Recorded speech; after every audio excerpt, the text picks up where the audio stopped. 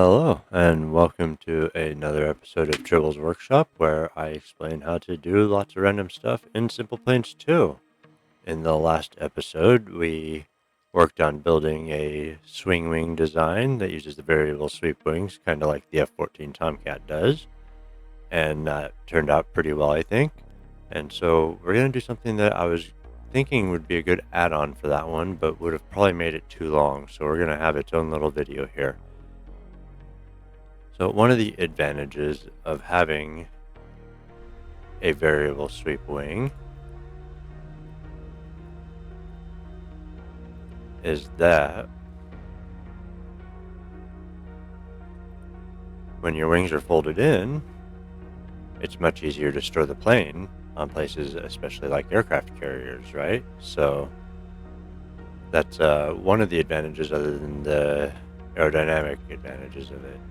So another way to achieve that kind of smaller footprint for planes, for storing on places like aircraft carriers or in hangars and such, is to have folding wings. So we're going to do that today, and it should be pretty simple. So we're going to take our plane here, and we're just going to get rid of our old wings and hinges. There we go. All right. So the first thing you want to do is get the base of your wing down. So we're just going to get our standard wing in here. And then we're going to want to shape the wing however we want it. And you're going to want to shape it so that the length goes out to the point where you want it to fold. So let's say we've got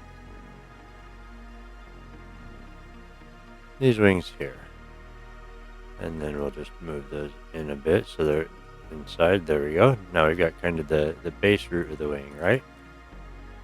Alright, so now that we've got the root of our wing down, we're going to go up here, and we are going to go into gizmos, and we're going to grab a hinge rotator, and then we're going to try and get it oriented properly to attach to the end of the wings.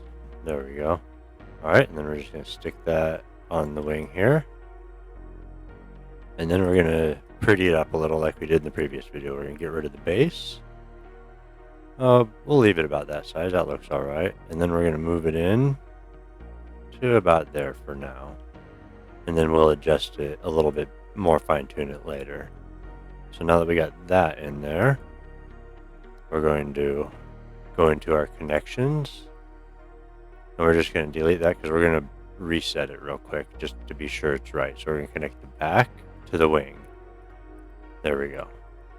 And now we want the next part of our wing, so we're going to grab another one and we're just going to attach it to our hinge right here, like so. And then what we want to do is we want it to match the wing we've got on here right now. So we're going to move this in here just a tad, like so we can see a bit better. And then we're just going to stretch this out until we get it about where we want it, so it'll match. And you know, it doesn't have to match perfectly if you don't want it to either. You can have it be more canted like this. So let's go ahead and try that then. We'll do that. There we go. All right, now what we're going to want to do is hide this section real quick, and we're going to go, don't want to drag it, we're going to select our hinge here and go to our connections, and we're just going to double check. So our first connection is to the wing, and then the tip is connected to our little wing extension there. And if that's not right, you can always just delete it, add connection, select the tip and the wing, and connect it there.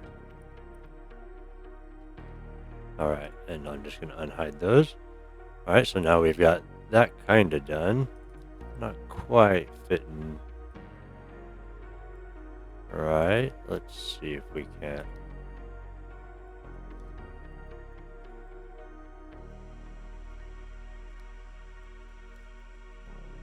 There we go. And so the way I did that is I just went on the base wing here, went out to the tip and got the scale, so the size of the tip. I copied that and I went to my little section here and went to the root, which is the part right next to it, and just pasted that in there. So lines up much better now. Alright, so next we're going to want to program our hinge real quick. So we're going to select our hinge, and then what we are going to do is we're going to go to input, and we are going to go down to custom input for these.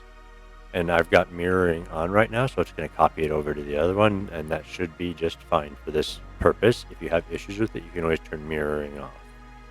So what we're going to do is we're going to bind this to our 7th group. You can use whichever one you want. I'm going to use 7 for it. So we're going to type activate 7.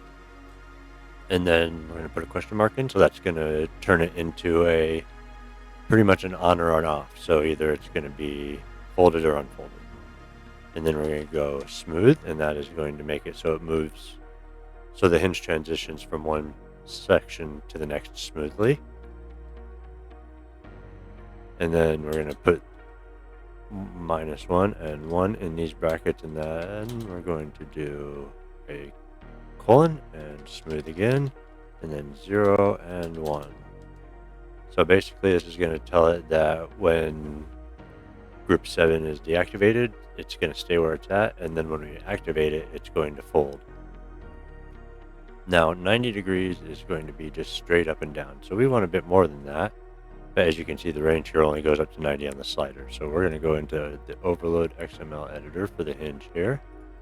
We're going to go down to Joint Rotator, and we're going to change right here where it says range from 90 to 120. And then I'm just going to double check and make sure that hinge did as well. 120, since they're mirrored.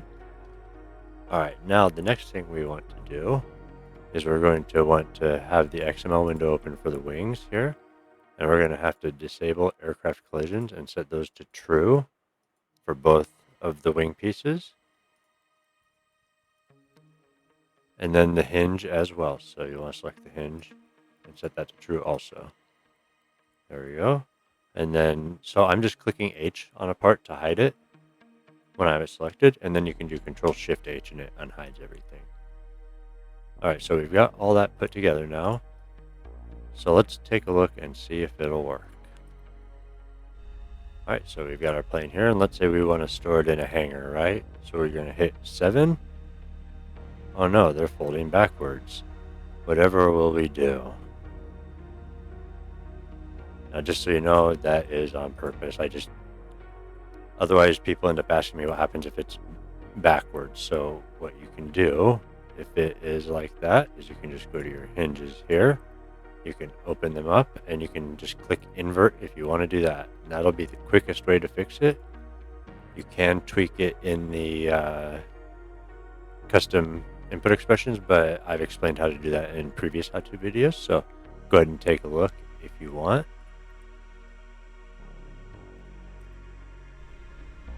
Otherwise, these videos would take forever if I end up explaining them over and over every time. So now that we've inverted that, let's try it now. We hit 7, and our wings fold in. There we go, and now we're ready for storage. And we can actually put that fold further in if we want. Or, you know, you could put even a second one in and have it so it folds in again. But either way, you've got your folding wings, and you're ready to be stored on a carrier. And obviously those look a little bit different because I just gave them the extra tilt in the back because I like doing weird stuff. So anyways, hopefully this is useful to you. If you ever want to do any carrier stuff or parking in hangars, these hangars are pretty narrow, so this could help you get into them. If there's anything you want to see, think about giving me a sub, let me know down in the comments. And if it's something that I can explain, I will be more than happy to make a video. So until next time, take care, be safe, and I will see you later.